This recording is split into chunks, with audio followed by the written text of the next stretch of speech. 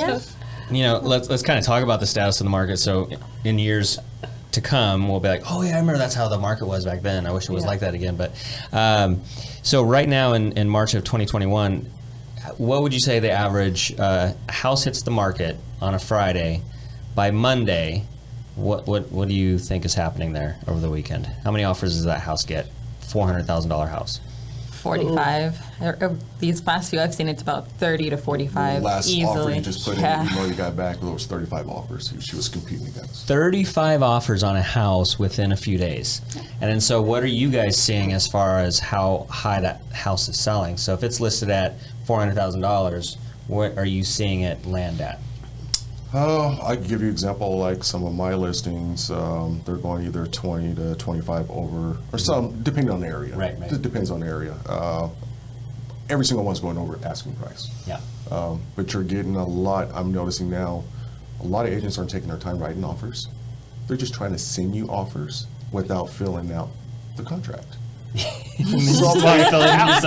I'm like, am I representing your client or am I representing I'm like, what is this? Yeah, you know, you're not getting pre-approvals, you're not listening to your instructions on the MLS saying cross-qual, hello, it's read, it's not that hard. Yeah. So would you say as a listing agent, as advice to buyer's agents, just following the simple instructions, because it blows my mind. I'm a listing agent as well, and so it blows my mind how people just don't follow the most basic standard. And so as a listing agent, if I'm sorting through 20, 30 offers and only about 5 of them actually followed it to a T, the rest of them really don't even get that consideration for the most part. Exactly. Yeah. A good one was I just put one in escrow last week, and on the MLS I stated the buyers must assume solar lease. None of the offers except for one included that in there. And every single thing I put in the MLS, he put in there, and he done it correctly. Right. Everybody else, the sellers didn't even look at or consider. Wow. They looked at that offers, he paid attention, let's go with this offer. Did he work for us? He's actually, Did any of the other ones work for us?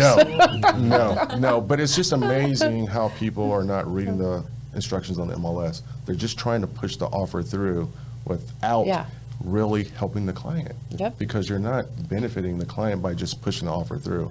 And another thing too is one thing I've learned in this business: pick up the phone and call the agent. Find out what the sellers want. Right. It's not that hard. I tell them that all the time. Do not submit an offer unless you call the agent first. Find out what they want. And that's another thing I consider too when we're accepting offers on my listing side. I'll tell the seller, hey, they picked up the phone, they called, they asked, what do you guys want? Right. Because sometimes it's not about the highest offer. No, right? no, it's not. Sometimes it's that 2-week rent back that they need so they can transition to their new home that's being built, or maybe they need a rent back, or maybe they don't want to pay for anything, or maybe they don't want to pay for closing costs, or whatever those kind of things might be. But having a 2-minute conversation saves you and really puts you ahead of the pack.